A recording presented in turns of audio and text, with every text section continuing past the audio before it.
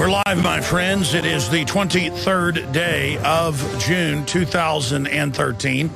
I am your host, Alex Jones, and we are going to be live here for the next 2 hours as we are every single Sunday. And, of course, we come back weekdays live 11 to 2 Central as well.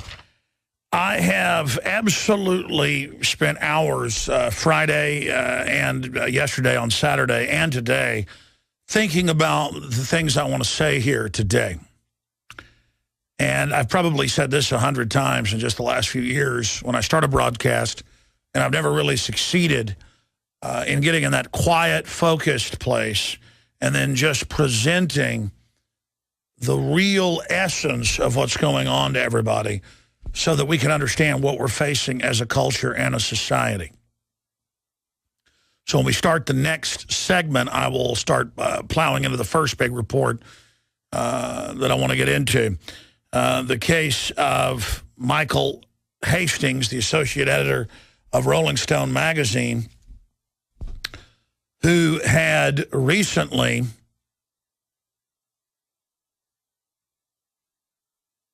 been planning to release a lot of really powerful information concerning General Petraeus, the CIA, NSA, you name it. He was working on all of it. So we're going to be getting into all of that today, and the fact that hiding in plain view on Friday, the TV stations in L.A. and then the L.A. Times were forced to report on what WikiLeaks and then everybody else in the real media was talking about on Wednesday and Thursday. And that is that Hastings said that he was going into hiding and that he was being followed by the FBI and that they were harassing his friends and family. Now, the fact that they've had a bunch of old dinosaur media and then other fake alternative media come out and make fun of people. New York Daily News, New York Magazine, Daily Caller, come out and say, oh, look at the crazies. They're saying that he could have been murdered. It would be surprising if he was not murdered with all of this evidence. And how would you have someone who's reporting on big national security stories and who is exposing top generals and people are losing their jobs over it, and then he comes out on television and says we should release all the NSA data, we should have the press stop complying with this corrupt government? He said that about a week before his car blew up. And I've looked at the evidence. It looks like a car bomb. But even that particular model of Mercedes is absolutely remote controllable. And that's in Car and Driver. I'm going to be showing you that news where they could drive him at 100 miles an hour into the tree, except I've seen what the eyewitnesses said of the explosion and how it basically came up to rest up against a tree, not really into the tree. But it's a bigger issue here, not that the establishment kills people, but that the media is so compliant in going along with this and then criticizing people. I mean, you'd be crazy to not look at a murder investigation, to not look at it being foul play. But day one, they said no foul play, which is always another big telltale sign. We've got that big story. We've got police busting in people's houses over 3-inch grass in their yards. We've got the latest geopolitically and the latest on Snowden planning to go to Ecuador. Monday through Friday from 11 a.m. to 2 p.m. Central, we're here live. And then I come back Sundays live, and we're live 4 to 6 p.m. also Central Standard Time. And I want to thank you for joining us on this live Sunday broadcast. The 23rd day of June, 2013. All right, we are going to try to cover a lot of ground here today, looking at what the kleptocratic establishment is up to and ways that humanity is trying to awaken itself and also organize against all of this tyranny.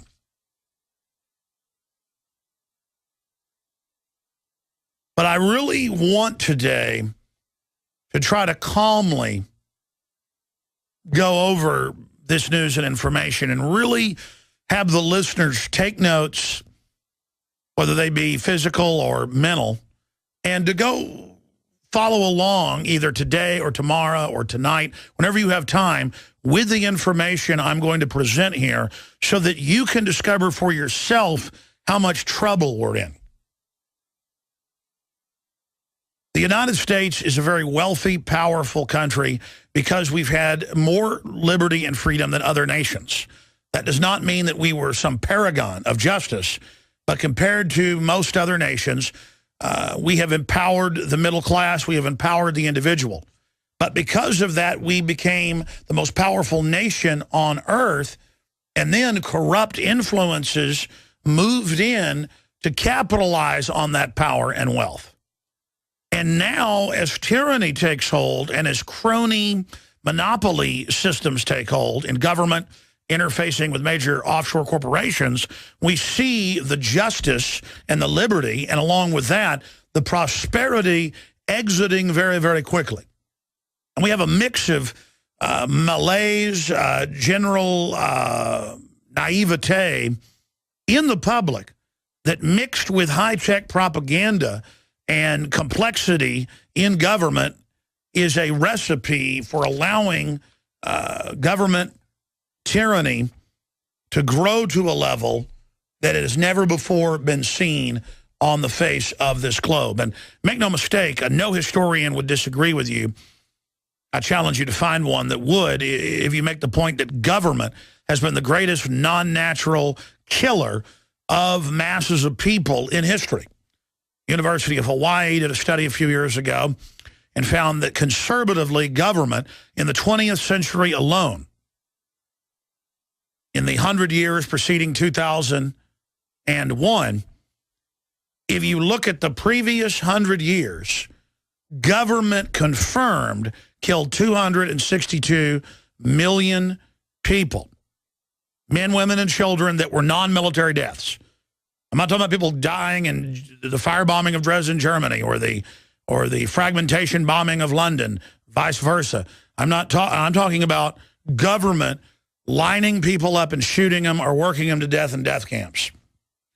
And so my great concern, being a novice historian and someone who's into common sense, is that we're taught that government is like mommy's milk and the best thing since air conditioning, and that all it can do is good for us, and that anybody that questions it is a traitor.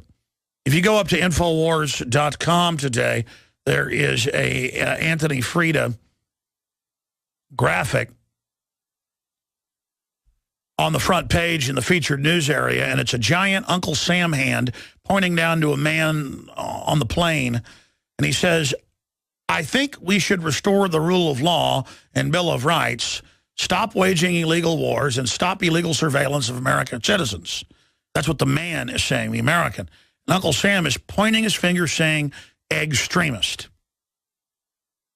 And that's not satire at all. That's actually what the system does.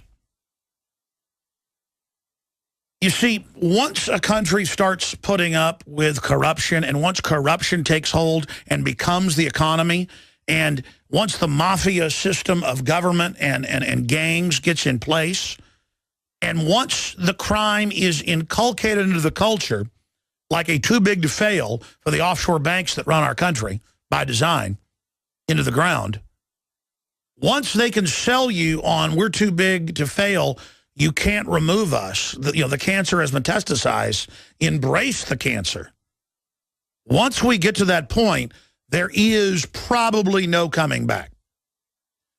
And the corrupt hordes of people on the dole, people with corporate welfare, government, and then all the accompanying bureaucracies of groups that have scores to settle and different cliques and groups that are allied with the power structure, they will go out and feed on and abuse and hunt down the good and virtuous. That's how tyranny works. Because the good and virtuous won't organize and get together and defend themselves generally, and they can't even imagine the tyranny because their brains don't work like that. They have no autoimmune system to it, and the power structure will demonize groups as things begin to contract to rob them. It isn't that you'll even resist them. It isn't that that the system will come after you because you fight against them. It will come after you because you're not part of a crew. You're not part of a gang. You're not part of a power structure. This is how the world has always worked. Our founders said, we'll get the middle class together, organize with weapons, and have rules that we will absolutely go after any big government that tries to violate any of these basic rights, because we've seen throughout history that when they go after these rights, hell follows. So it was about a gang of liberty, a gang of freedom, a gang of independence, a gang of the individual. That we, the individuals, would band together when people tried to form gangs to come feed on us. But we were taught it was sexy and cool not to want to be part of the Liberty Gang. We were taught it was sexy and cool to be corrupt. We were taught that that's how you got ahead, by not caring about your neighbors, by not caring about anybody in the society but yourself. We were taught that laughing at people that warn about big government and warn about the Bill of Rights and Constitution was somehow a shield against tyranny. We were sold cultural death. We don't have a culture in America. What, you think football's our culture? You think acting tough's the culture, or acting trendy's the culture? People regurgitate and reflect what the culture put out by Hollywood, which is a weaponized culture, which is a system to where you don't really have a culture. And if you have no culture and you stand for nothing, you will fall for anything. And we're at that historic crossroads. I've got big news coming up after the break,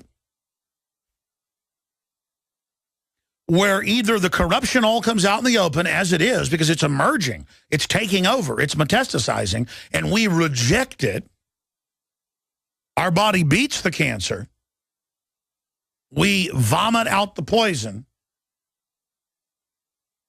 Or if we tell ourselves, no, this isn't poison, and we don't take measures against it, we will surely die as a republic.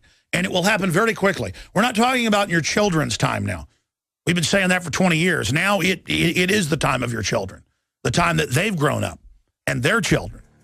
And so all the rot you've seen the last 100 years or so under the Federal Reserve governorship, the foreign banking cartel, all of the rot you've seen will now be doubled just the next 3 or 4 years. And then doubled again and doubled again. We've gone off the cliff, folks. We're off the cliff now. We are in free fall. I'm going to break down absolute evidence of American whistleblowers and media people being exterminated by Obama NDAA death squads. All right, ladies and gentlemen, we are back live. Coming up, I'm going to get into the Edward Snowden situation, going to Russia, and then he's planning to hop a plane to another South American country, hoping to try to get some type of political asylum there. We're going to be breaking that down in the next segment, and the responses of the establishment saying this guy's a traitor. The people that are engaged in the spying against the American people are the ones that are breaking the law. We're going to be going over that. In fact, I have known someone that worked for Air Force Intelligence and the NSA for about 15 years. I know him very well. He's a good friend of mine. And he also worked on the Apollo program. You can see him there. He's been on the show before. You can see him in the Apollo program on the very front line. He was one of the main mission controllers. And he came by the office. He's 71 years old. He came by the office Thursday. And he's agreed to come on in a few weeks, not about NSA. But he said, I'll tell you this. And he had trouble even saying that. He said there was 150,000 analysts in D.C. alone when I was involved in it in the 70s. the last time he was involved there.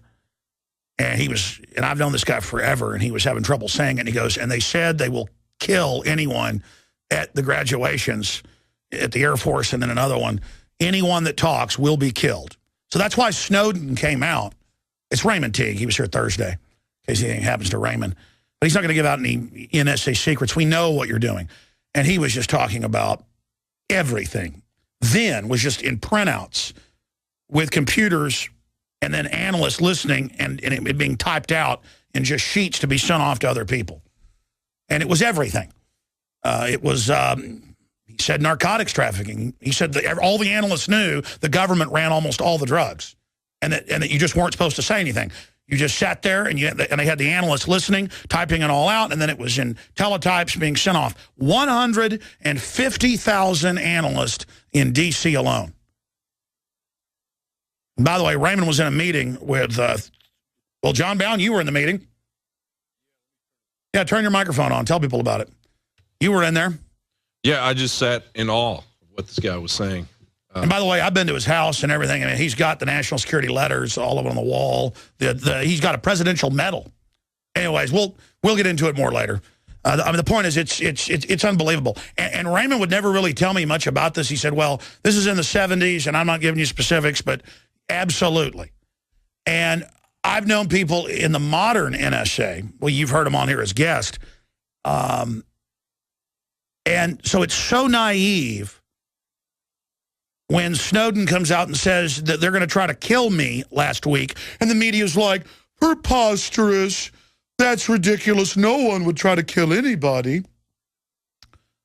And then the Daily Mail was in the Dulles Airport outside Chantilly, Virginia, named after the former head of the CIA, and heard a bunch of analysts and CIA bragging in the concourse of how we need to kill this guy. I mean, I've had people with access to NSA stuff call up many times, my wife and I, tell us what we're talking about to try to freak us out, and then go into talking about how they're going to kill us. I mean, that's what the government does with this. This has happened to me. Okay, I have lived it. I have experienced it. And people are so incredibly naive. And by the way, you better learn who set up the CIA. The British intelligence. You better learn this country, since about 1923 with the Council on Foreign Relations, that was openly British intelligence.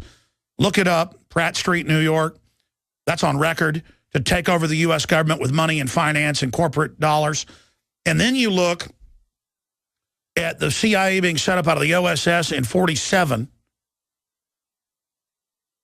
And then you look at what's come out in congressional hearings. It's not like it's my opinion the CIA brings in most of the narcotics or oversees it for the big banks. The big banks got caught last year laundering $378 billion. Two banks alone, Wachovia and Wells Fargo. Wells Fargo owned Wachovia. And I mean, that was in AP, in Reuters, in Bloomberg. I've probably read that on air 50 times to you. And they didn't get in trouble. They actually ran the aircraft. These companies run the weapons, all of it. I mean, where do you think $1 trillion a year in narcotics money goes? Half of it, the money's North America. Yeah, there it is, banks financing Mexican gangs admitted in Wells Fargo deal, Bloomberg. But you know how frustrating it is to know that I can go to a family reunion and there'll be a whole bunch of retired people who worked in black projects. And it's not like my family's special. This is probably the biggest corporation in the world. It's just it's the company. It is. It's all a big joke. And by the way, they're not looking out for America's interest. We are seen as idiots, ladies and gentlemen. I mean, you can argue that the government did corrupt stuff 50, 60, 70 years ago to beat other bad guys, but then that stuff doesn't end when the war is over. They used narcotics trafficking and opium in and out of Sicily to undermine the Nazis. Of course, those contacts didn't end at the end of World War II. It's on record they brought in the opium inside the bodies of dead soldiers. Tons of it. The heroin. The opium to be turned into heroin. And it's the naivete. And then I think about Aaron Schwartz, who got engaged to his fiance, said, I'm going to beat this federal case, claiming I hacked, when all I did was give out public info from MIT, leading the moves to, he was really the leader of Anonymous, folks. That's really who he was. And that's come out. Of the real Anonymous. And he was beating SOPA and CISPA and organizing people and was a genius. And they went to his apartment and hung him. And then said, oh, the government drove him to death. He was saying, I'm going to beat this. 35 years in prison for releasing public data that the public paid for. I'm going to beat this. And I'm getting married. They hung him. The D.C. madam was on my show and was saying, oh, I'm keeping all this info I know, so they don't mess with me. And I said to her on air, I said, they're going to kill you. For you either tell them you're not going to use the data, release it. And she goes, well, how do I tell them? I said, you talk over the telephone. They're listening. And I mean, she's just, servicing all the top people there in D.C. And I said, that doesn't protect you. That's going to get you killed. They killed her a month later. She said, I'll never commit suicide. Pat Tillman wrote home, said that we're shipping the opium out. Our government runs Al-Qaeda. I'm going to go public. His brothers talked about it. And they killed him. And it was General McChrystal that ran the cover-up and probably gave the orders. And it was Michael Hastings, the associate editor of the Rolling Stone, that went and told them, oh, yeah, this is off record, and then burned McChrystal. Burned McChrystal. And, well, I guess McChrystal burned him. Or somebody did, because his car got blown sky high. All the witnesses said he's driving down the street, just blows up. An engine shot 60 yards.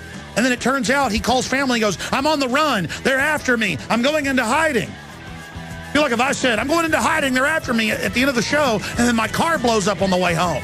You'd be crazy not to say it's a car bomb. We'll break it down. All right, ladies and gentlemen, we're back live, and I'm going to get into this top story now in detail. The clear assassination of the Rolling Stone's associate editor, Michael Hastings, in Los Angeles Tuesday. And I want to be clear, one of the most common questions, or the most common question I get on the street, I got asked by BBC, by Russian TV when I was over in England a few weeks ago. I get asked this stuff constantly. If it's true the government's so corrupt, or there's criminal elements in it, that's what's really happening, and there's such gangsters, why are you still alive? And it's because God is in control, number one. Number two, a lot of people are praying for me. But number three, if they kill me, everything I've done is then highlighted. It's a big exclamation point behind it. It underlines it. But also, importantly, is that I have a media operation and a program and a plan, if I'm killed, to continue forward and to investigate my assassination. And I've had that plan in place for 5 years, and money and lawyers and everything set up and ready. Multiple plans. I've got recordings made.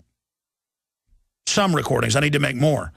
Because they're getting to the point where if it is all out in the open and it's that crossroads and they don't go to jail and nobody gets in trouble and we don't rein these guys in, there's always going to be corruption. But if we let it run rampant, like a red tide at the seashore, or,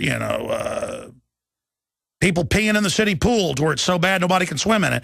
If we let the corruption build up, and then we don't do anything about it, it will then basically redouble itself. And you're going to see societal collapse. Because why should you produce anything? It was just going to be taken from you.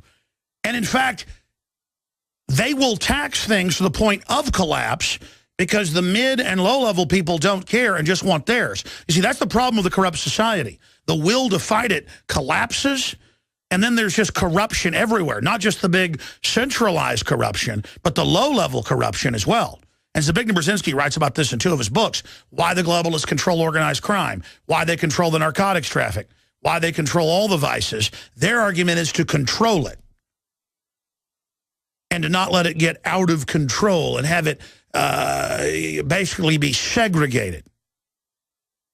But it never goes that way. It always ends up collapsing, like Mexico. Mexico is a failed state with 65,000 dead people. It's times past. I was saying 60 a few months ago. I looked it up. 65,000 dead people the last 6 years that they know of, and they're finding mass graves all the time. And even the tourist areas, now they're having kidnappings and bombings and shootings, and the media's paid to not make a big deal out of it.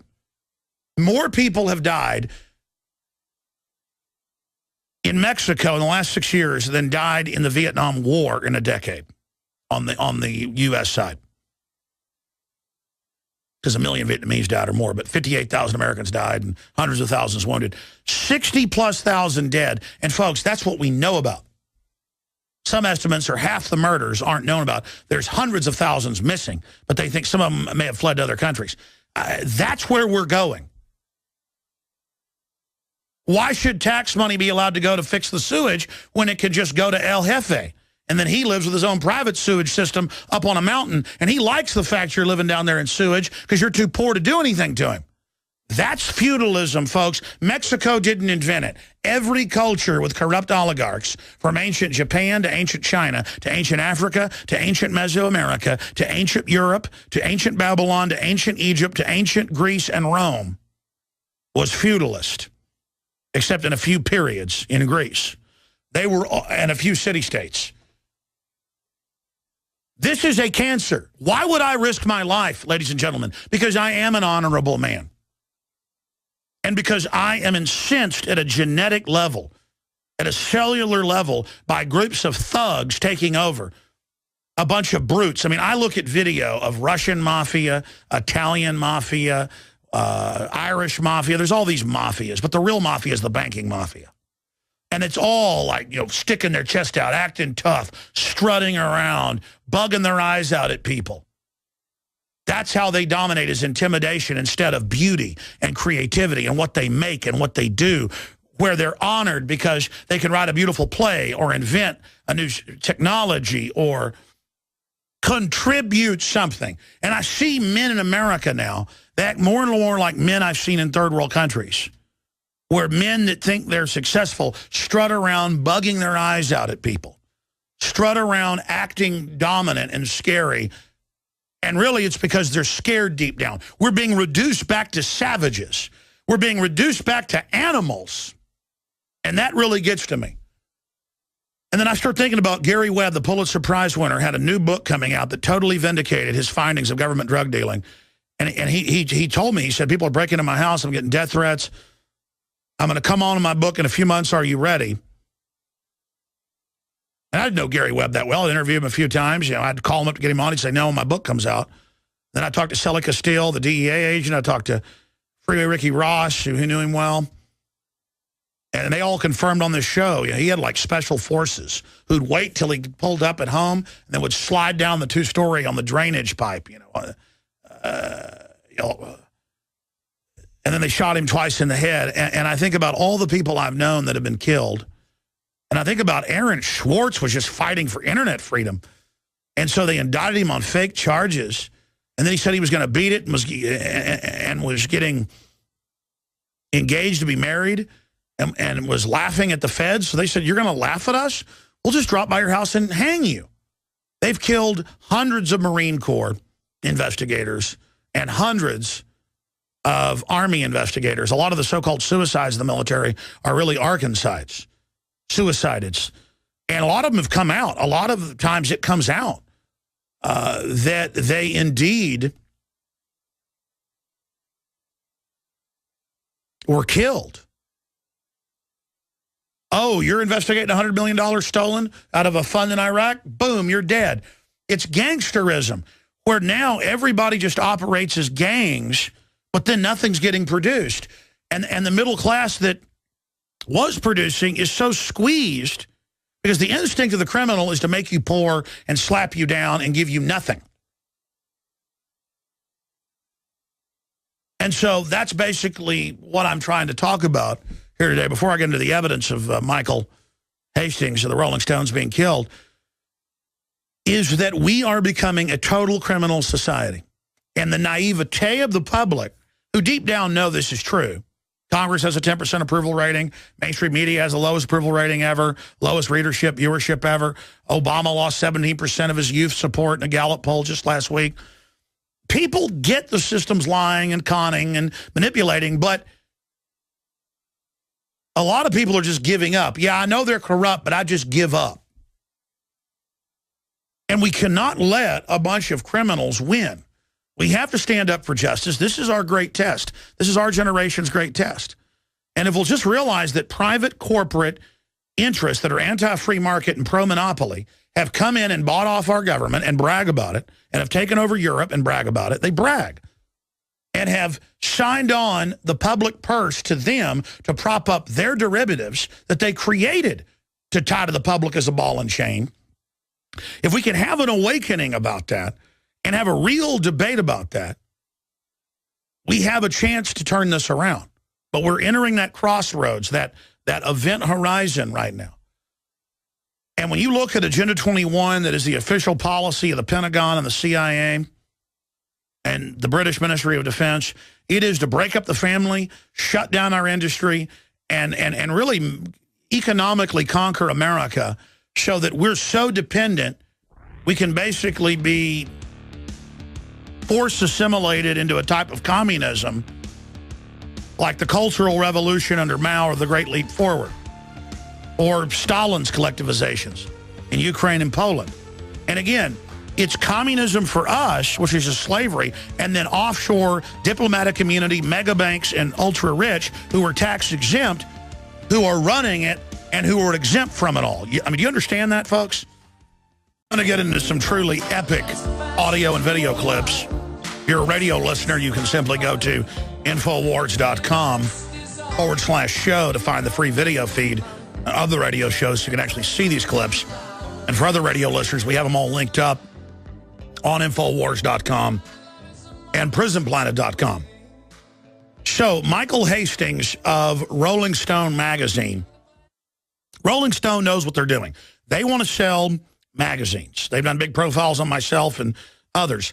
And they did a pretty fair job overall, because they understand if they just put out straight propaganda, nobody's going to read it. They know people want cutting-edge stuff. And Michael Hastings brought down General McChrystal, and he wrote a best-selling book on the subject as well. And he is on record the week before he died saying, I've got info on the NSA, CIA, on General Petraeus' girlfriends. And he went on Current TV with the host of the Young Turks, the main host, and said, we need to have a war back on the White House who has a war on the free press. And you can say what you want about George W. Bush.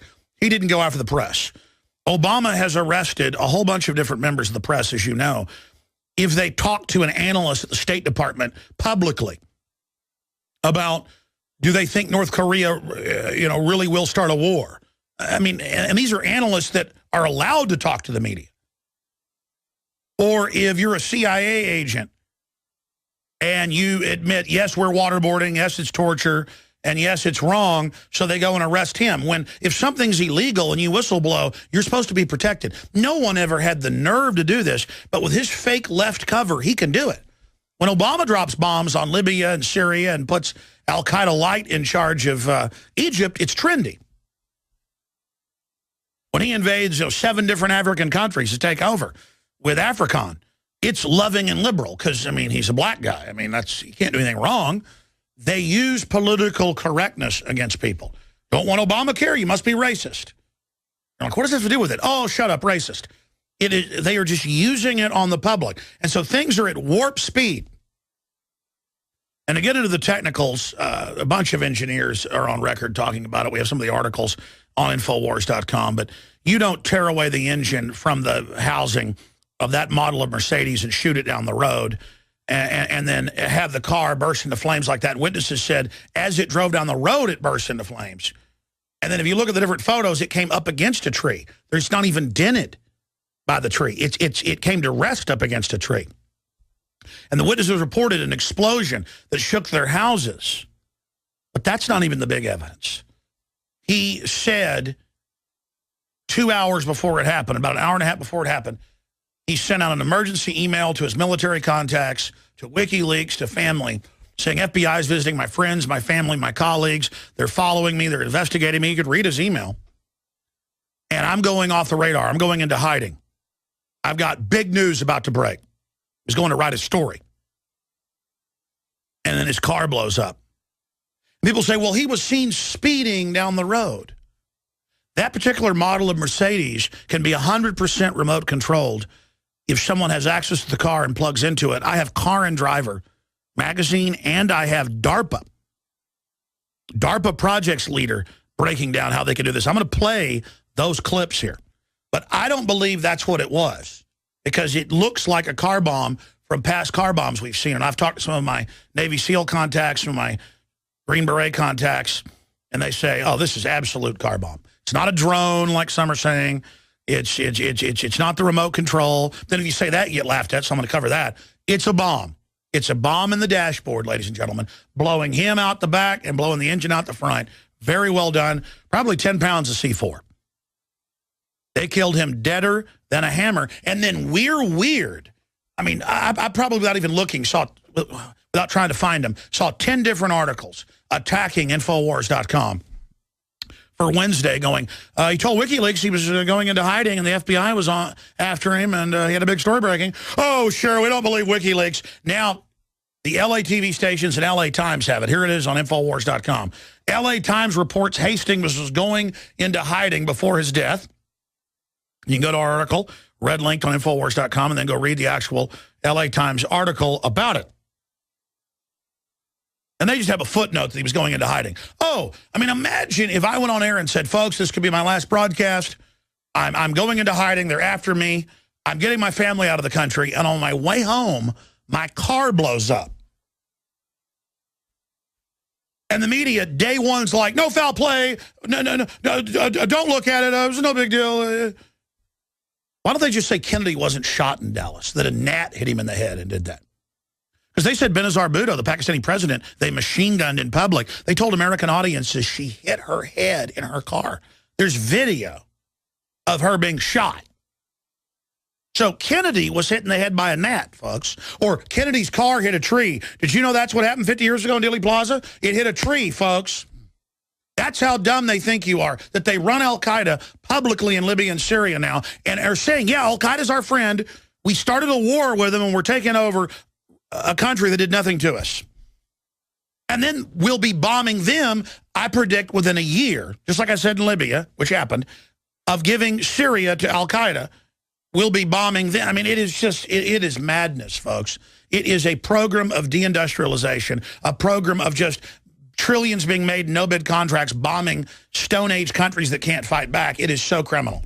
So let's go to this clip, just a few of the local news clips of them talking about what they witnessed with Michael Hastings' car. Here it is. Rolling Stone magazine called Michael Hastings a fearless journalist who refused to cozy up to power. His death at 33 came by way of a fire-fueled and explosive crash. It sounded like a bomb went off in the middle of the night. My house shook. The windows were rattling. Couldn't have written a scene like this for a movie where the engine flies from the car, which was about, 50, 60 yards up, right down here to this telephone pole. And you can read our articles on it where they also quote them in the LA Times. A whole bunch of witnesses saying, no, it blew up as it drove down the road, then, quote, jackknifed and flew into the tree. Just driving along, boom! Do you know how much power it takes to shoot a large engine like that? They've now said it's over 60 yards. You know how much power that takes, folks? You could put an engine on top of 10 pounds of C4 and detonate it, and you'd be lucky to shoot it that far. Okay? Now, let's go to what he said a week before he died on the Young Turks program. And boy, you can see them scared on the show after they talked about this. So everybody's scared to say what's happening. And being scared, folks, is what's going to allow this to take over. There were hundreds of journalists killed around the JFK assassination. I mean, are we just going to give our world over to organized gangs? Are we really going to live like this? I mean, do people that work for the system want to live like this? Because it's getting worse. I mean, you really want your kids going into a future, and your answer will be, yeah, I'm going to make sure I'm as rich and powerful and in the made group as I can so that they're protected. They won't be protected. The only thing that protects your children is being honorable. I mean, it is despicable what our country's turned into. Let's go to one of his final statements before he went into hiding and was killed. Here it is. The Obama administration has clearly declared war on the press. It's declared war on investigative journalists, our sources. I think the only recourse to this kind of behavior by the government is to say back to the government, we declare war on you, and from this point forward, we should no longer, as a media as a whole, cooperate in any manner with the government in terms of when we're doing national security stories. We should withdraw all our cooperation, and we should publish everything we know, because it's a free press. It's not a free except for when the government tells me to do it press. And we've been way too easygoing with these guys. We've let them get away with this for years. We've let them tell us what to print, what not to print. And I say be done with it, and everybody should just get together and fire back, because no one else is going to defend the press. Do you know what Michael Hastings just did right there? Signed his death warrant. Because he's a leader, he's respected, highly respected. Won a bunch of awards. And he basically was like Colonel Travis saying, cross this line, join me. It's an info war, fire back, never give up. We're a free press. Stop complying with these people. Stop doing what they tell you to do. Tell the truth. That would bring them down, folks. If the press stopped being lapdogs and in a group stood up together, they couldn't fire everybody. And it would be the beginning of the end. Just like when my reporter went to all 3 Boston bombings and pointed out the drill they had in the other backpacks, which turned out was true. And they have the Secret Service basically threaten his health. Dan Badandi. If that starts happening with the rest of the press, it's over for Ceausescu in Romania. It's over for Stalin. It's over for Hitler. They've got to intimidate everybody. And he decided to go all the way and was going to bring down the NSA and the CIA, and they blew him up. And it's a message, too. They know the press really knows they killed him. And now the press is so cowardly, they're attacking me for saying this should be investigated. You guys are pathetic. We'll be back in the second hour.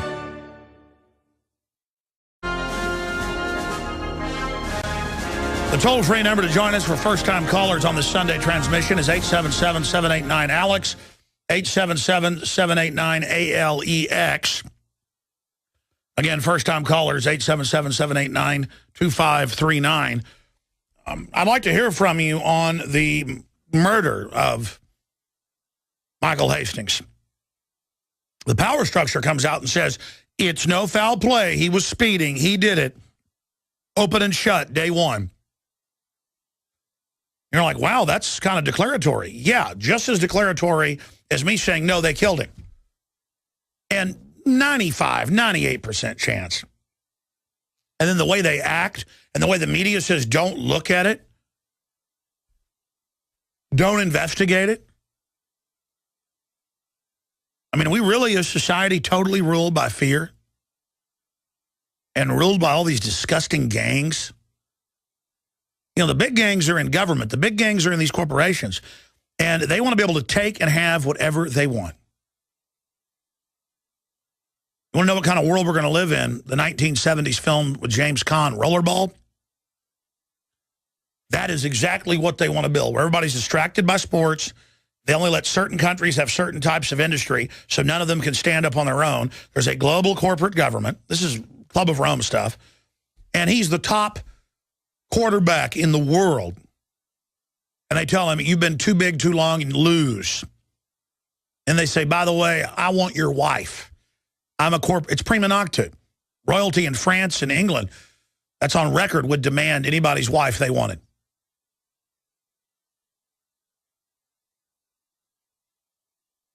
It's rollerball. And they just throw it all in our face, what they're building, what they're doing, where they're above the law, they're the new royalty, they're the global corporates. And they learned it from the royalty. Diplomatic immunity. When the Queen of England shows up in America, folks, she doesn't show her passport. And now hundreds of thousands of bureaucrats worldwide and corporate groups have been given diplomatic immunity. I say hundreds of thousands, there's got to be millions of diplomatic immunity. And I've talked to the kids of even low-level diplomats, how they get the brown passport. They can just do whatever they want with it. They could have drugs in their backpack. They could have a dead baby in there. It's just they're above the law. Oh, you're the UN. You're above the law. And then Brad Pitt, I went and saw World War Z. I'd read the book, seen it, seen some of the earlier scripts, but I hadn't seen them. I did that review, Man of Steel versus World War Z. And it was not 1/10 as bad as the book. I mean, the book is like, communism's good, we kill the militia, we take all their guns. But they're clearly set up for a part 2 of World War Z, where I guess all that happens. It's really kind of like the first chapter of the book. And it wasn't as bad as I thought it would be. I'm not a big zombie movie fan, and I'm not an enemy of Brad Pitt, other than the fact his wife promotes all these warmongering globalist operations and demonizes people that are against all these wars. And it was a UN world government advertisement, and the fact that America couldn't do anything, the UN saves the world, and an inoculation advertisement. So it was pure UN propaganda placement. It was a UN film.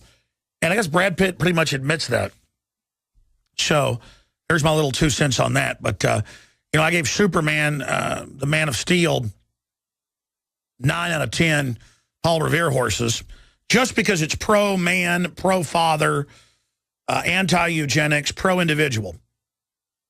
I mean, it's very positive. Just like the new Tom Cruise movie, Oblivion, I'd give it 9 horses.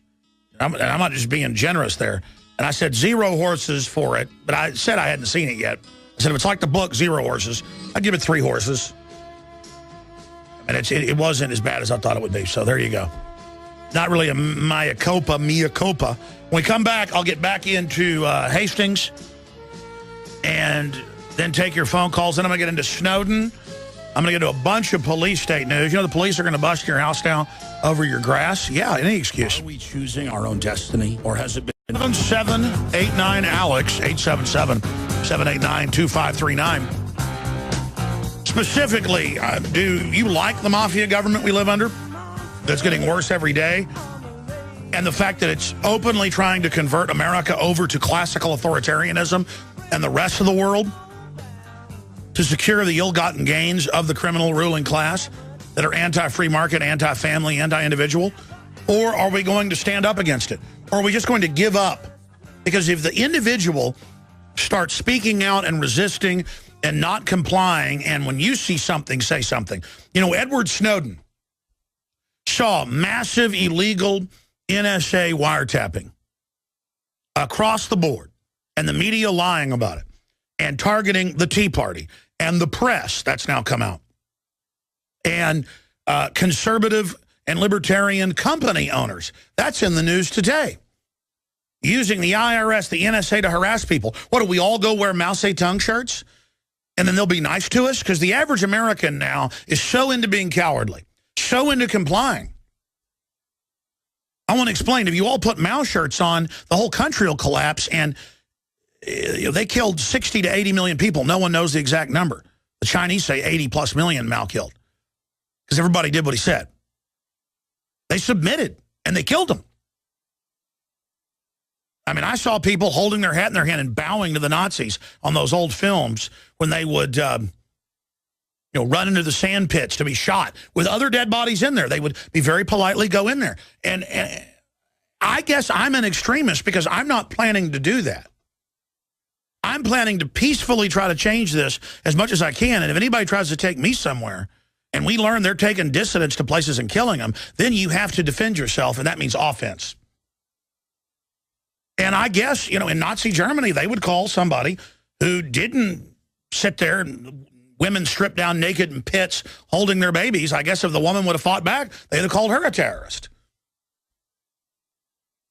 And I'm not being sarcastic here. That really went on, ladies and gentlemen. Saying yes, yes, yes to everything is going to destroy our future. Rolling over, submitting, being passive has gotten us to this point. And where is the self-preservation of the media? I know most of you are just kind of establishment fellow travelers. You've already got a cynical worldview. You just go along to get along. You don't research geopolitics. You don't research black ops. You don't research the private Federal Reserve. You don't research eugenics, the Club of Rome. You don't research Rand Corporation plans. I wish you would. I mean, they lay out. I remember reading 15 years ago the plan to federalize all police, set up checkpoints, get rid of the family, break down society, convert to basically permanent martial law. It's the domestic military stability force. And then now they've got it in place under Northcom, and they're openly rolling it out. And people go, oh, yeah, the Army, Alex, sure, martial law. They're not going to call it martial law. And then all these cowards think they're just going to go along with it, and you're going to be okay. They're setting that up. You've already put up with all this and done nothing. They know that. They're setting this up because they're going to do things so horrible, they know you're going to physically resist. You understand that? They want a war with us, but on their terms. And I'm sorry, it's not going to happen on your terms, because many of us reverse engineered what you were doing, and we're aware of it decades before I even came on the scenes. Mainly former military officers and people that blew the whistle. And a lot of them got killed. People in the 50s, 60s, and 70s who were in the NSA, CIA, Army intelligence. I can name them here on air, who went public and warned people. Most of them were murdered. That's why everything the old-timers in the John Birch Society told people in the 60s, notice it all came true, just what they said was going to happen. You know why? Because they were good people in the government and in Congress and in the Ford Foundation who blew the whistle. So the fact that the Army admits they've built civilian inmate labor camps for political dissidents and, quote, re-education. We just showed the Army manual, FM 3-39.40. That's declassified. We first got it and put it out, so the Army strangely then released it themselves and said, it's no big deal. See, they're smart. That took some of the power from it. When people were like, is this real? Is it real? And 2 weeks later, it shows up on the Army site. They go, yeah, it's ours. Big deal. Re-education camp. It's good to be re-educated. The government is rogue. The government's been hijacked. We're all in danger. The danger is going along with these loons because they want to extinct freedom. They want to hunt it down and re-educate us so that we never get out from under them. They know evil almost always ends up losing. They know their own nature. They know we're going to push back. And so for decades, they've made fun of anybody. Oh, he says they want our guns. Oh, nobody wants your guns when they're on record wanting our guns. He says they want open borders. Nobody wants open borders. Oh, really? Here's the bill about to pass. He says fluoride gives you cancer and brain damages you. Oh, here's a bunch of Harvard studies saying he's right. He's still a kook. Oh, shut him up. And then they say, arrest Snowden. He broke the law when they're breaking the law. Their new theme song. We should get rid of the Constitution and just have the words of breaking the law from Judas Priest. Crank it up. This should be the new Constitution. Breaking the law. Breaking the law. Breaking the law, breaking the law, breaking the law, breaking the law, breaking the law, breaking the law. And then, as our whole future's destroyed, we can chant USA, USA, USA. As they have checkpoints all over Boston and come in houses and point guns at women and drag them out by their hair and shoot up cars of women looking for Dorner, a black guy, shoot up white ladies in California and burn his cabin down and say they're going to burn it down and then lie to us and say they didn't burn it down. USA, USA. When you get cancer, USA. When the troops get nerve gas in Iraq and they don't give them treatment, USA, USA.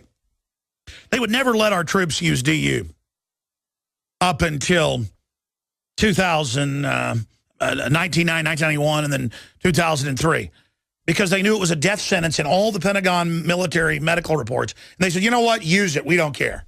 A death sentence. One whiff, 20-something years off your life. Came out in the New York Times. Oh, guess what? 20-something years later, the Gulf War syndrome's real. It's nerve gas. Their brains are damaged. Oh, guess what? New Harvard study, of all things. Harvard School of Public Health. It is mercury causing autism to go up. Gee, we don't know where it's coming from. Oh, it's only on the vaccine vial, says the Marisol. That was in the New York Times last week. Oh, mercury's causing the autism to go up. Really? Really? I thought it was a conspiracy there. But it's not the vaccines, they say. No. They don't know what's doing it. I want to go out to break with the man that I'm calling... Get the Hastings clip ready again. The man I'm calling Colonel William Barrett Travis Part 2. Because when he said we've all got to stand up and stop complying and stop going along with the lies, because they know journalists all know about all this info. We all need to start firing. When they said that, they said kill him because he's a leader.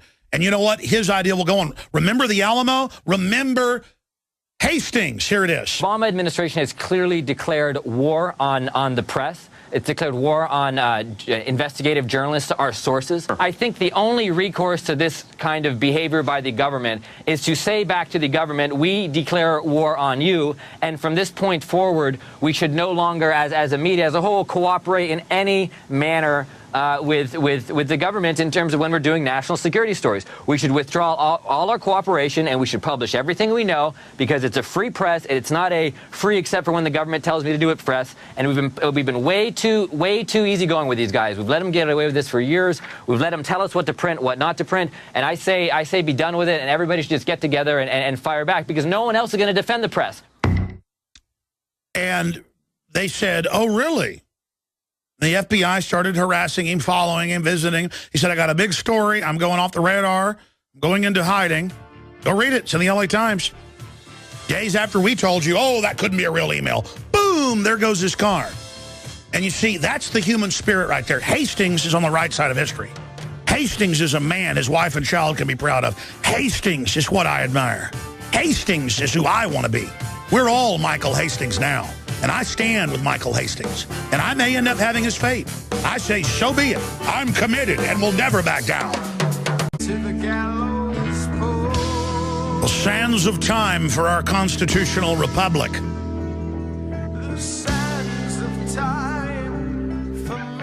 Are running low. All right. Now, we're going to go over some of the specs in the next segment and then go to your phone calls. But the model of car of the brand new Mercedes that Michael Hastings was driving has the special cruise control system where if it sees a car about to come into you, it will take control. And if it says you're speeding, it will take control. And these are the type of cars that are very easy to remote control. The Germans, the Japanese, and others have been putting these out the last few years. I think it's super creepy. I have driven one of my friends' Mercedes that does this.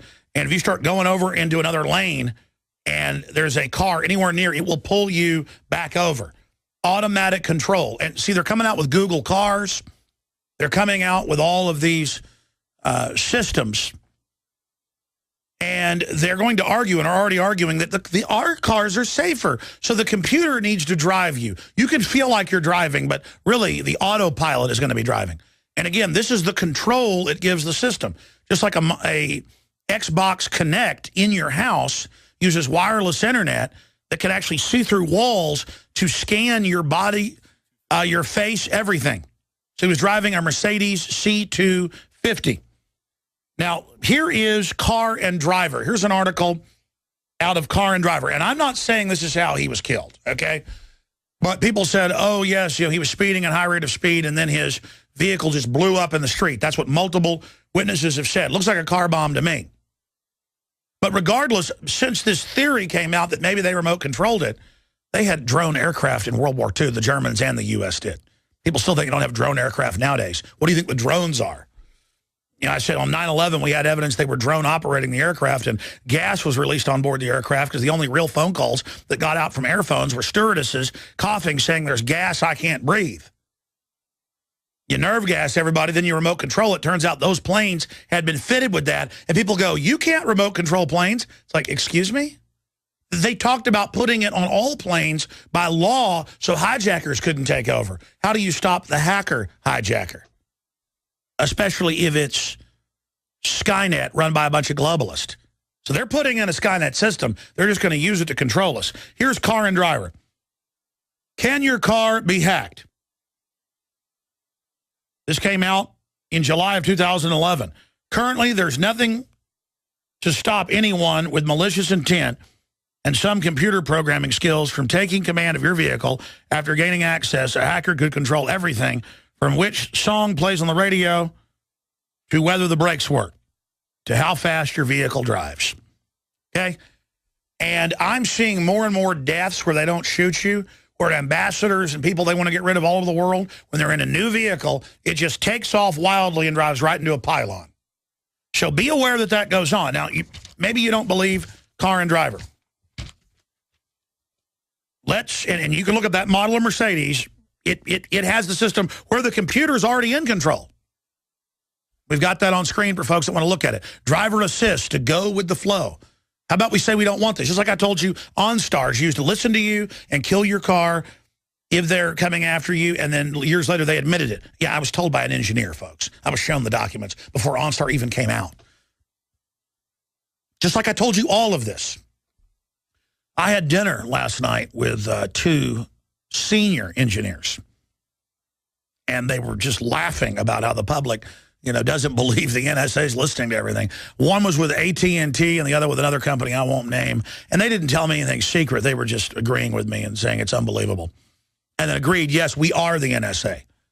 Everybody's like, whoa, Google and Facebook and Amazon are all moving NSA and CIA computers into their buildings. They are the CIA. They are the NSA.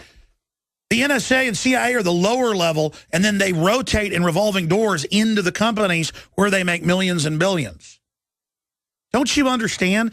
It's a private New World Order that's exempt from the laws and the taxes, using government to set the rules to transfer all your wealth to them. I know I say that almost every segment because that's the essence of the New World Order.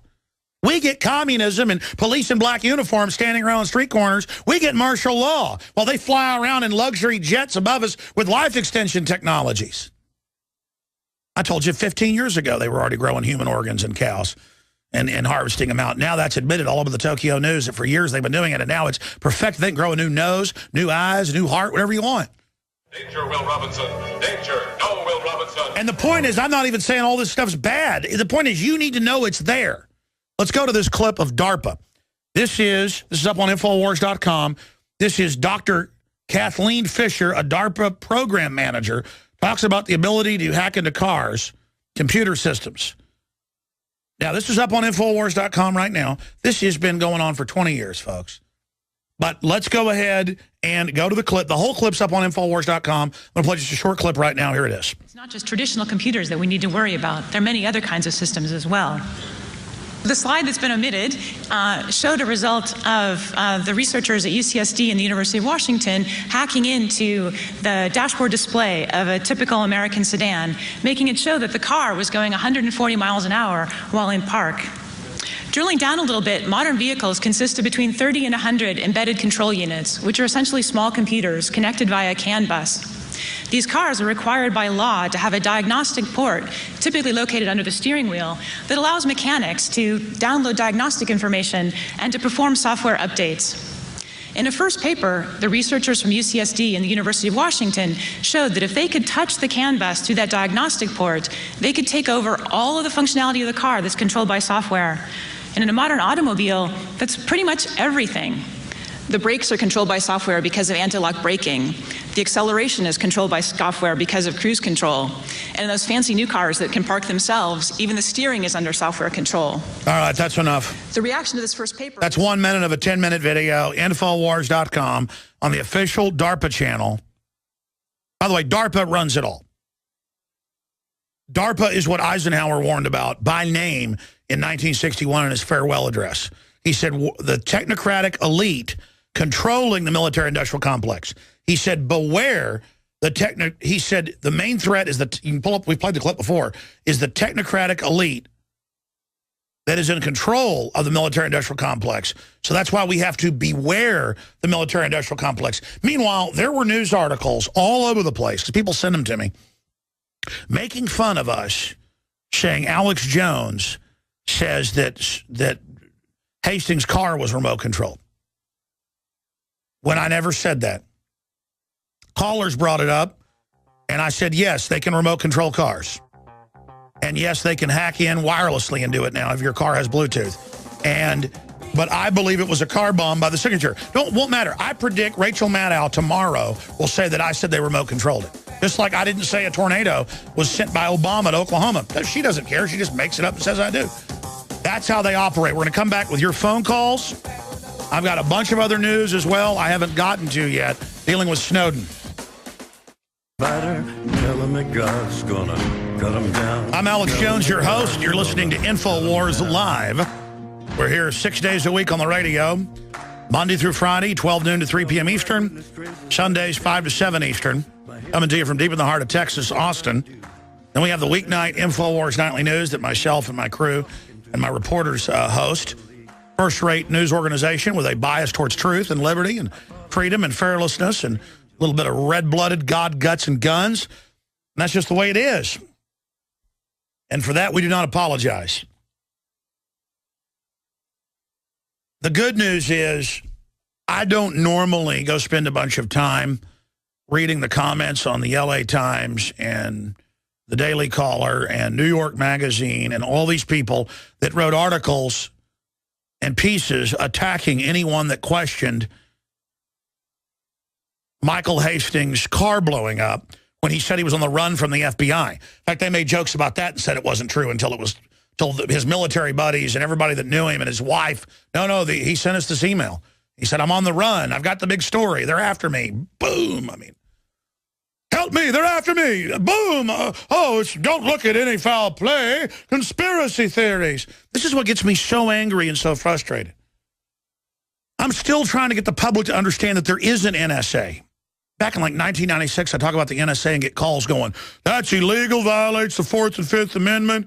There's no such thing.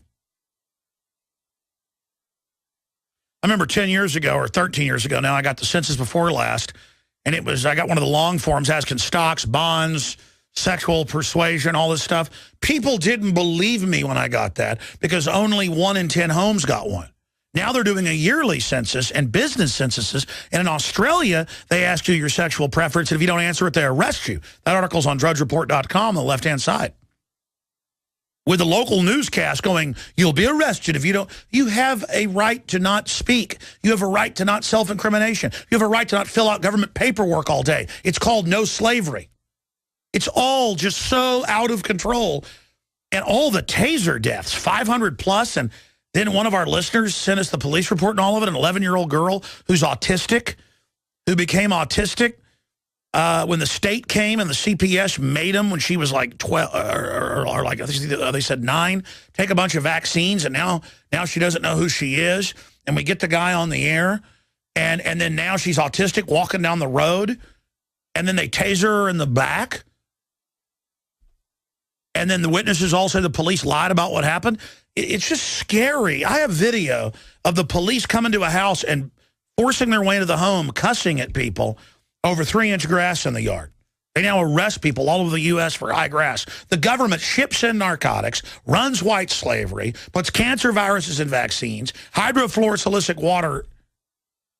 The water has hydrofluorosilicic acid added to it. And they're the good guys.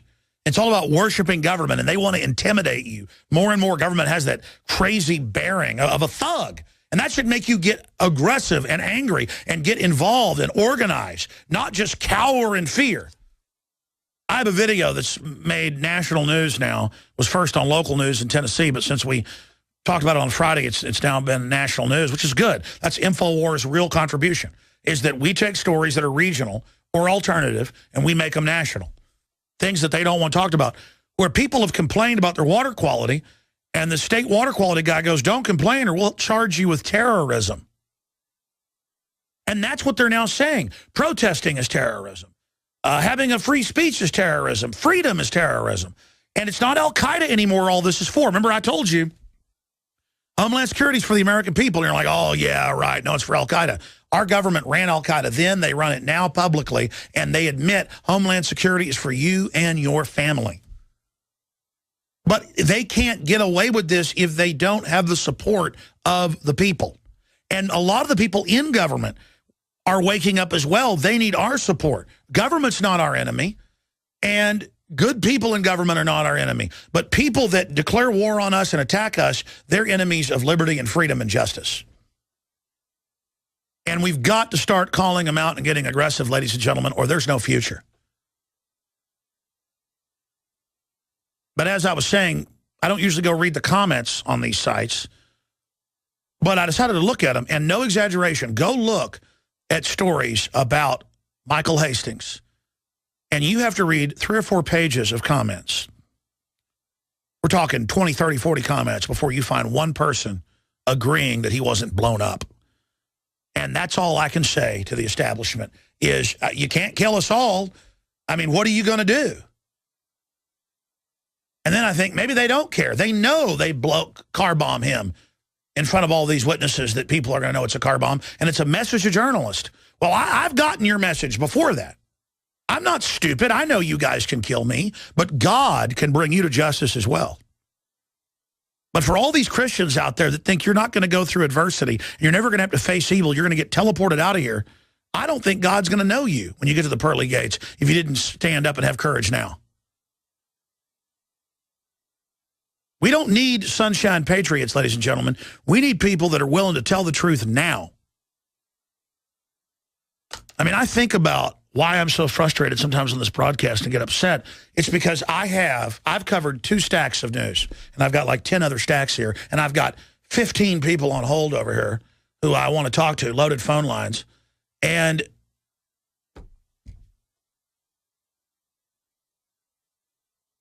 what do? Tommy in Tennessee, go ahead. You're on the air. I think Michael Hastings is Colonel Travis. What do you think? Yeah, good possibility of that. But I got another question for you. I don't see how you can support this movie of Superman. I've noticed ever since you have that you quit talking about the Stalin era, and Stalin's name means Man of Steel. And that's what this movie is. I mean, it's the same people that brought us The Dark Knight Rises.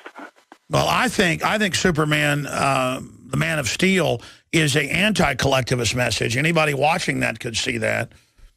And all I was saying, the reason we do movie reviews is millions of people tune in to hear that, and millions watch it online. And I can't tell you how many people I've run into that have woken up from our movie reviews because they're into that. So all I'm doing is taking an issue and giving it a positive review, a negative review, or a mixed review. And all I'm doing is reaching out to people outside of the crowd. I don't think Stalin just means steel. And then his nickname was Man of Steel by the 40s, not really in 33 when Superman came out. And the Man of Steel, I mean, you've got Iron Man triathlons. That doesn't mean that, they're with Stalin or something. And look, I'm not perfect either. I went and spoke in England to a crowd of 2,000 people. They turned away over 1,000 above Bilderberg. And there were people up there on the stage, some of which I didn't agree with. And people made an issue out of that. Well, there was a liberal member of parliament spoke, and there was this person. I'm not my brother's keeper. I stand for what I stand for. And I was critical of The Dark Knight with its pro-Illuminati message. I think a Jacobin French Revolution message. Well, later I read they actually said that he was modeled after the French Revolution. I'd already said that on my own because that's what it was. Truth is the truth. And it had one writer in it who wasn't involved in the others. And it's just a positive message. But what do you think about the death of Hastings? You think that should be investigated, or it's no big deal? It's a big deal, but it won't be investigated. I mean, I kind of, another thing is here lately, I mean, I'm a Prisonplanet member too, Alex, and you've been wanting to buddy up a Beck, but you never say nothing about him having cushions with skull and bones on his couch and stuff. Sir, I am not buddying up to Glenn Beck. I've not even talked about Glenn Beck here. People call in about him. We don't screen your phone calls. And Glenn Beck can say whatever he wants about me. I turn the other cheek. I got bigger things to worry about, okay? But thank you for the call, sir. I'm going to come back and try to take some other calls. We don't screen your calls, so they're always all over the map, which makes them very interesting. Stay with us. And there are laws to this universe. We're standing up for the free press. When Russia kills journalists or Mexico kills journalists, our media, at least in the past, talked about it and tried to support them. I'm talking about Hastings because we are doing something about the IRS persecuting the Tea Party and pro-life groups. We are doing something about the NSA spying. We are doing something about warrantless checkpoints that we've gotten shut down over and over again because they're unconstitutional. It's a constant fight. And I don't like people that call in and criticize me and then say, oh, there's no hope, nobody cares. We know the truth in the court of public opinion. That's why they're gearing up a police state. We're going to win. But we have to have that attitude. Let's go ahead and go to Dean in Costa Rica. Dean, you're on the air. Welcome. Oh, hi, Alex. Hey, go ahead. Yeah, hey, I really believe that the Hastings thing was an FBI because it doesn't have the signature of a mafia hit. They don't go around and bang, bang, shoot them up anymore. They're more sophisticated. You never hear about these guys going to jail for money laundering or tax evasion or being processed through the court system. You never hear these guys about being busted because they wiretapped their phones. It's because they are our banking institutions. They are our telecommunications system. They are our justice system. Well, look, the FBI took that Zarnev Boston bombing suspect friend who was a witness to it and shot him in the top of the head a bunch. And then they killed 2 FBI agents that were investigating it. I mean, they're killing people all the time. I'm saying it's massively intensifying. And Obama signed the NDAA, it's totally illegal, saying he can kill U.S. citizens anytime he wants. And the word is they're giving the hitmen these national security orders. So, yeah, the FBI's now, I agree. I think the FBI probably was who was involved. Go ahead. Definitely involved, because back in the 60s, the mafia adopted the policy that pen is mightier than a sword. They can do more damage with a stroke of a pen, and I knew the guy that put this policy, his name was Uncle Zip, because zip, zip, zip, with a stroke of a pen, he can do more damage than killing somebody in a bang, bang, shoot them up. Now, listen, Obama was trained by the weathermen, and they planned to put 50 million Americans in re-education camps. That came out in trials. We've played the audio here. And I mean, look, they're doing this. They'll kill a whole village to get one guy they want to kill with drones. Of course. I mean, they blew Hastings up. And the question is, will the media... Snowden thinks they want to kill him. Of course they want to kill him. Thanks for the call. Let's go to Bob in New Jersey. Bob, go ahead. Hey, Alex, how you doing? Good, brother. I got to thank you for waking me up. I got turned on to you about 3 months ago, and I've never been more awake since. I wanted to talk to you about the Michael Hastings thing. Yes. Did you happen to, are you familiar with this Loud Labs? Did you see the video? The one who, with the guy who did the... Yes, we have the video. We have the people that drive around to police scenes in L.A. Yeah. Well, what do you think about that? I mean, are you familiar with them? Do you have any contact with them? Well, there's a video. No, that's just one of those police video group, people that go out and shoot video in public, a news unit, private news unit. And it shows the car driving, it looks like about 80 miles an hour by, maybe the same car, and then you see it all burning a few minutes later when he gets there. Yeah, did you happen to watch that one? Yes, sir. I mean, we have the videos. Yes, sir. What's your point on the video? Well, my point on it is this. You remember the Harley guy from 9/11, right? Yes. Okay, how he set the narrative for the government. I've seen it from start to finish. Yeah, a lot of times they'll have, they'll have operatives there putting a script out. And undoubtedly that happened on 9/11. Well, that's what I feel like this guy was. If you go back and listen to it after I speak with you, okay, the things that you notice, like, for instance, when he first gets there and driving the car, it sounds like a cop car. He's got a police radio in there and everything. That's neither here nor there. But when he first gets there, this is supposed to be a citizen, right? The cops move out of his way. Like, that's kind of weird. I hear you. I think that unit may actually go and do foyers and get the police video as well. But what we're going to do is we're going to contact that group. I mean, it's probably innocuous. I looked on their site. They got a ton of police stuff on there and accident and fires. And every city, as people know, has private groups that go out and shoot video and then sell it. Let's go to Nick in North Carolina. Good to hear from you, Bob. Nick, you're on the air. Welcome. Hi. 2 quick points. Number one, the NSA prison program is nothing new. Like, what do people think the Patriot Act was for, where it granted government position? I know, and the NSA director went before Congress and said, we don't listen to any phones, we don't listen to anybody. I mean, it's just a total lie. And then with, Operation Echelon in the 90s. I mean, yeah. And my other point is that I looked up on Wikipedia a list of journalist assassinations, and Breitbart, Gary Webb, and Michael Hastings were not on that list. And I want your take on whether this trend of suiciding journalists is the thread that is holding up the iron. Well, I mean, this is what I have to say to the corporate prostitutes, sellouts. You're destroying your own future, your children's own future.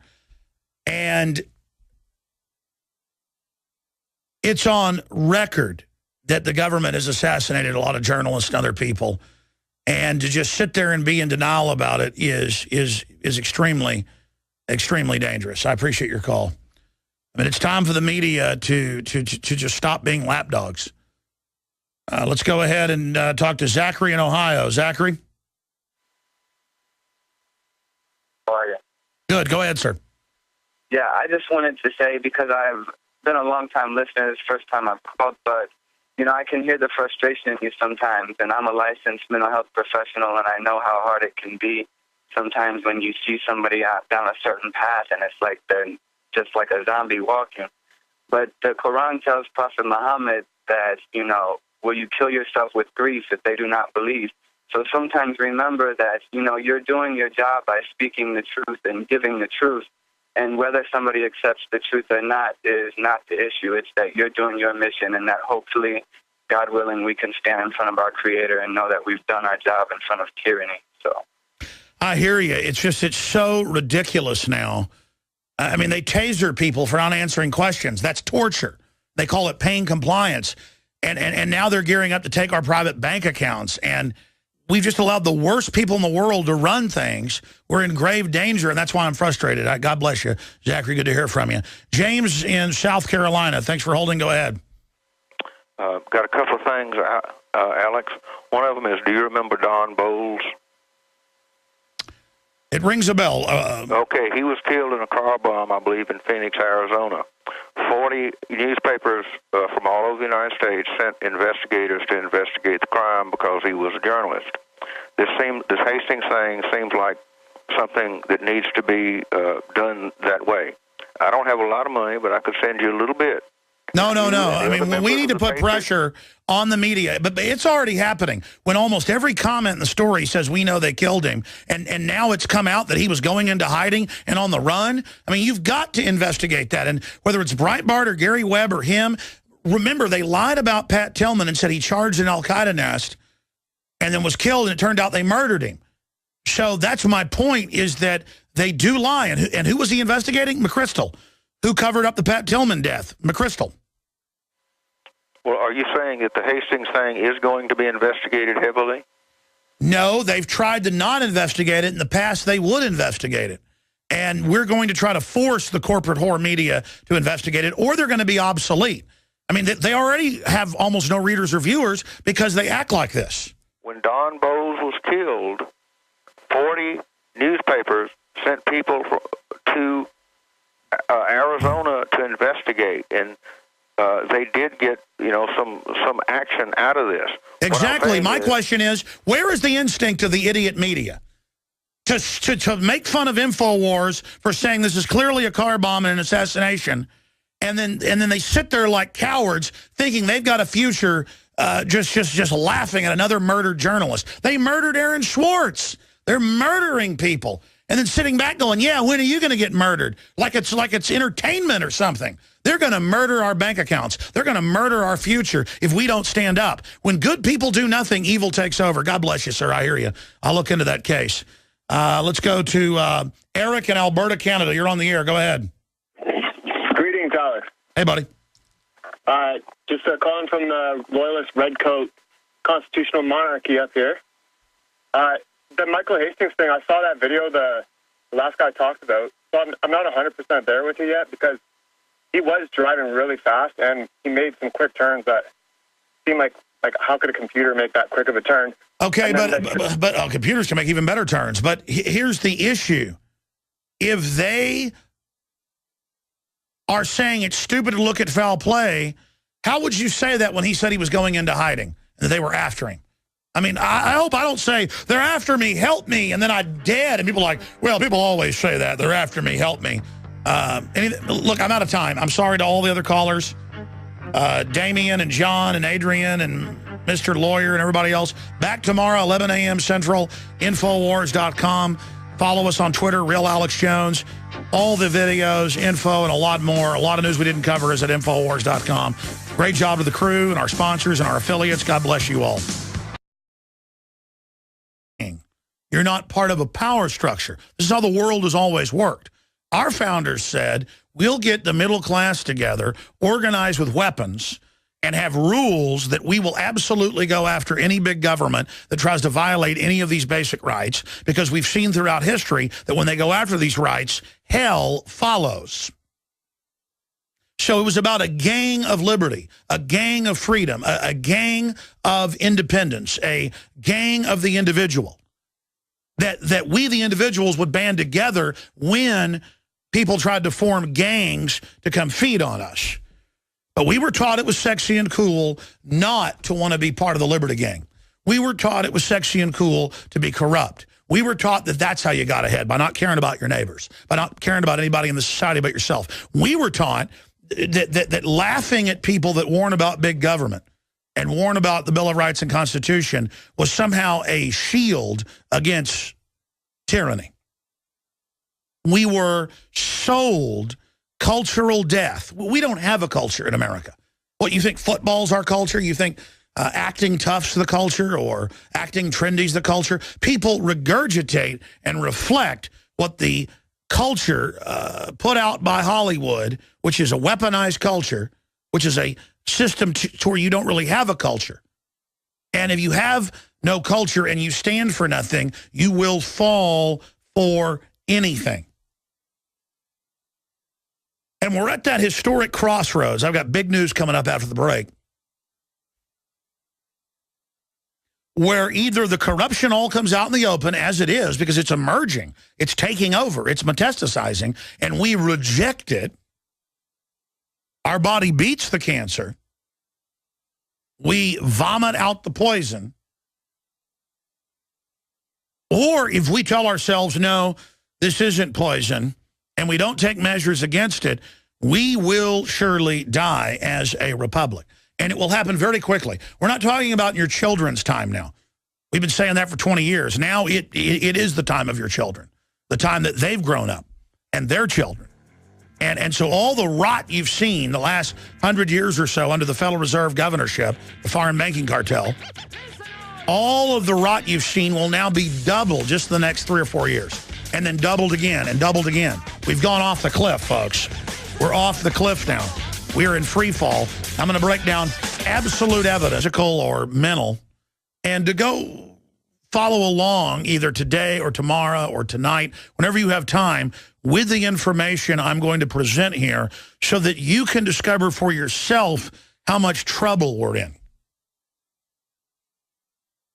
The United States is a very wealthy, powerful country because we've had more liberty and freedom than other nations.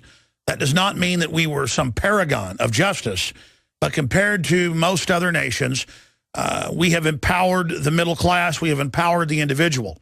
But because of that, we became the most powerful nation on earth, and then corrupt influences moved in to capitalize on that power and wealth. And now, as tyranny takes hold and as crony monopoly systems take hold in government, interfacing with major offshore corporations, we see the justice and the liberty, and along with that, the prosperity exiting very, very quickly. And we have a mix of malaise, general naivete in the public that mixed with high-tech propaganda and complexity in government is a recipe for allowing government tyranny to grow to a level that it has never before been seen on the face of this globe. And make no mistake, no historian would disagree with you. I challenge you to find one that would, if you make the point that government has been the greatest non-natural killer of masses of people in history. University of Hawaii did a study a few years ago and found that conservatively government in the 20th century alone, in the 100 years preceding 2001, if you look at the previous 100 years, government confirmed killed 262 million people, men, women, and children that were non-military deaths. I'm not talking about people dying in the firebombing of Dresden, Germany, or the fragmentation bombing of London, vice versa. I'm talking about government lining people up and shooting them or working them to death in death camps. And so my great concern, being a novice historian and someone who's into common sense, is that we're taught that government is like mommy's milk and the best thing since air conditioning, and that all it can do is good for us, and that anybody that questions it is a traitor, If you go up to Infowars.com today, there is a Anthony Freda graphic on the front page in the featured news area, and it's a giant Uncle Sam hand pointing down to a man on the plane, and he says, I think we should restore the rule of law and Bill of Rights, stop waging illegal wars, and stop illegal surveillance of American citizens. That's what the man is saying, the American. And Uncle Sam is pointing his finger saying, extremist. And that's not satire at all. That's actually what the system does. You see, once a country starts putting up with corruption, and once corruption takes hold and becomes the economy, and once the mafia system of government and gangs gets in place, and once the crime is inculcated into the culture, like a too big to fail for the offshore banks that run our country by design into the ground, once they can sell you on we're too big to fail, you can't remove us. The cancer has metastasized. Embrace the cancer. Once we get to that point, there is probably no coming back. And the corrupt hordes of people on the dole, people with corporate welfare, government, and then all the accompanying bureaucracies of groups that have scores to settle and different cliques and groups that are allied with the power structure, they will go out and feed on and abuse and hunt down the good and virtuous. That's how tyranny works. Because the good and virtuous won't organize and get together and defend themselves generally, and they can't even imagine the tyranny because their brains don't work like that. They have no autoimmune system to it. And the power structure will demonize groups as things begin to contract to rob them. It isn't that you'll even resist them. It isn't that the system will come after you because you fight against them. It will come after you because you're not part of a crew. You're not part of a gang. He was not murdered with all of this evidence. And how would you have someone who's reporting on big national security stories and who is exposing top generals and people are losing their jobs over it, and then he comes out on television and says we should release all the NSA data, we should have the press stop complying with this corrupt government? He said that about a week before his car blew up. And I've looked at the evidence. It looks like a car bomb. But even that particular model of Mercedes is absolutely remote controllable. And that's in Car and Driver. I'm going to be showing you that news where they could drive him at 100 miles an hour into the tree, except I've seen what the eyewitnesses said of the explosion and how it basically came up to rest up against a tree, not really into the tree. But it's a bigger issue here, not that the establishment kills people, but that the media is so compliant in going along with this and then criticizing people. I mean, you'd be crazy to not look at a murder investigation, to not look at it being foul play. But day one, they said no foul play, which is always another big telltale sign. We've got that big story. We've got police busting people's houses over 3-inch grass in their yards. We've got the latest geopolitically and the latest on Snowden planning to go to Ecuador. Monday through Friday from 11 a.m. to 2 p.m. Central, we're here live. And then I come back Sundays live, and we're live 4 to 6 p.m. also Central Standard Time. And I want to thank you for joining us on this live Sunday broadcast. The 23rd day of June, 2013. All right, we are going to try to cover a lot of ground here today, looking at what the kleptocratic establishment is up to and ways that humanity is trying to awaken itself and also organize against all of this tyranny.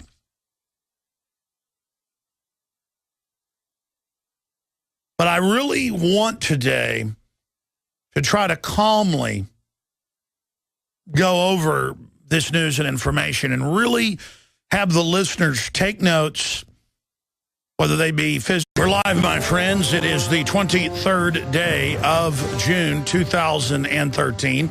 I am your host, Alex Jones, and we are going to be live here for the next 2 hours as we are every single Sunday. And, of course, we come back weekdays live 11 to 2 Central as well. I have absolutely spent hours Friday and yesterday on Saturday and today thinking about the things I want to say here today. And I've probably said this 100 times in just the last few years when I start a broadcast, and I've never really succeeded in getting in that quiet, focused place and then just presenting the real essence of what's going on to everybody so that we can understand what we're facing as a culture and a society. So when we start the next segment, I will start plowing into the first big report that I want to get into. The case of Michael Hastings, the associate editor of Rolling Stone magazine, who had recently